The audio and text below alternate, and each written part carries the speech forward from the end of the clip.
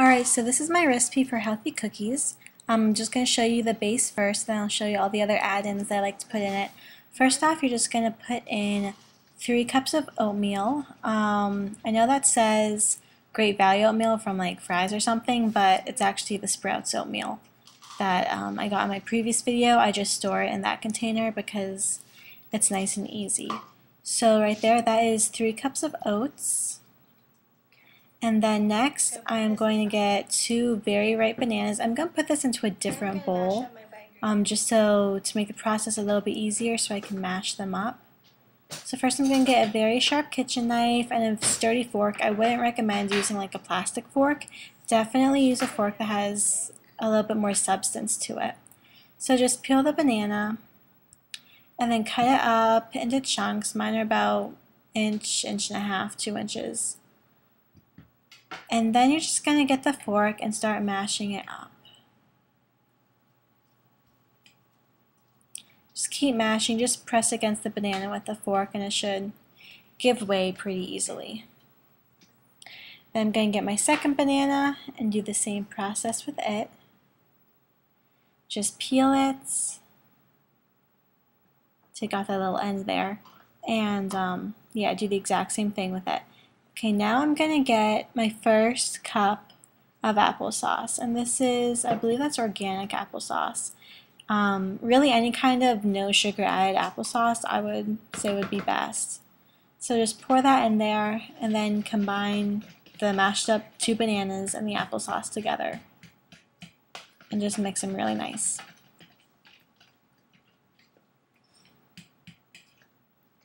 So once you're done with that, I grabbed a little bit of agave nectar. I really like agave nectar because it's low on the glycemic index, which means it's not going to give you a drop in your blood sugar.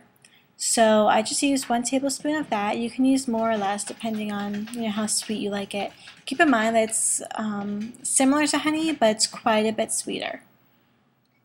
So I just mixed that in, and then I really like cinnamon, so I added in a tablespoon of cinnamon as well. I like cinnamon a lot, so I like to probably overdo it with the cinnamon. But you can just kind of season it to your own tasting. You can add vanilla too. I've done that in the past, and it gives a good taste. And so yeah, right now I'm just mixing it up all together. Mix, mix, mix.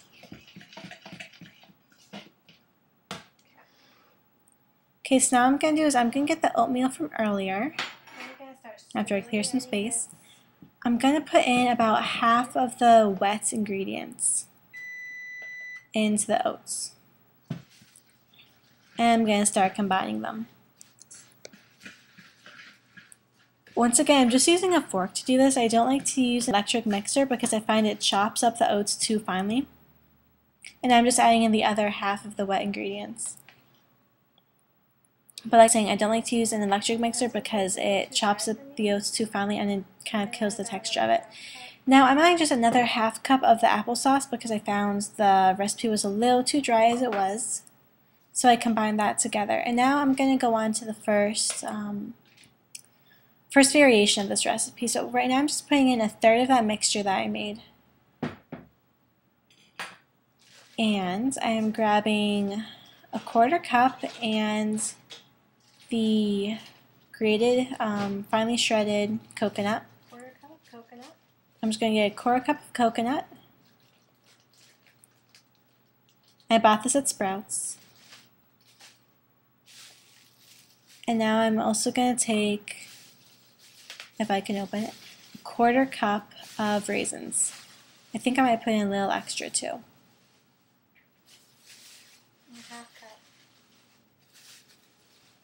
See, it looks like I put more like half a cup. But once again, those measurements, just do it what you like. If you like more coconut, less raisins, do that as well. And so now, after I combined those together with the basic cookie mix, I just got my 1/4 cup again. I like to use the 1/4 cup to help me kind of eyeball how much should be in 1 bar. And so I'm just going to form them into little bar shapes. And I'm just going to keep doing it until I use up all of the ingredients. I think I got around 6 bars out of that little recipe with that. And this one does fall apart a little bit, so be careful. You do kind of have to pack it all in there. Alright, now I'm going to move on, and this is going to be your protein peanut butter recipe. So with the remaining mixture, I'm just going to cut it in half and just use half of it in my little bowl again. That's about half, just kind of eyeballed it. And I like EAS protein. This is just the vanilla version of it. I like to use the vanilla kind in baking because it doesn't affect the flavor as much as, the chocolate would. But you can use chocolate as well because we're going to be adding peanut butter later, so it'll kind of make it a little bit like a Reese's cup. So I'm just going to mix in 1 cup of the vanilla protein mix.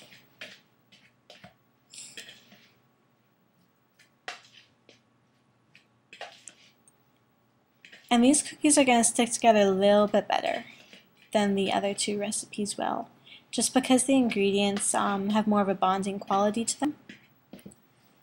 But make sure you mix this up really well because you don't want to get any big chunks of protein mix. That would probably be disgusting.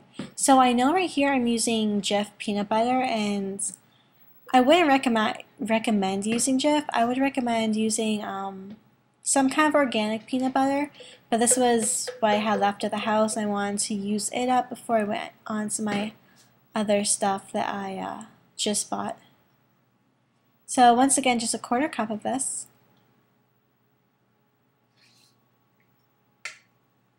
And I'm just making sure that I'm getting all the peanut butter in there, because peanut butter, does like to stick to the measuring cups. And I'm just going to mix this up as well. And now once again, I'm going to form the 1/4 cup bars. As you can see, these are much stickier and they're much easier to mold into bars because of that peanut butter.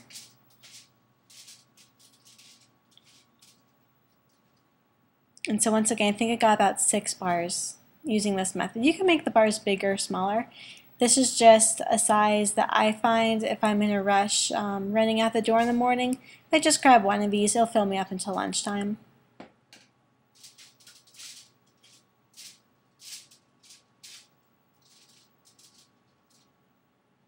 And now we're going to go on to the final recipe, and this is my husband's favorite kind. This is the chocolate chip. Obviously a little bit less healthy than the other 2, but it's chocolate chip. Everyone has to reward themselves sometimes. So I am going to take, let me see, what size cup am I going to take here? I'm going to take half a cup of chocolate chips. And, like I said before, you can use, with these extra add-ins, as much or as little as you want. Once I started pouring it, I realized, okay, that's going to be maybe too many chocolate chips. So I'm just kind of mixing it up now.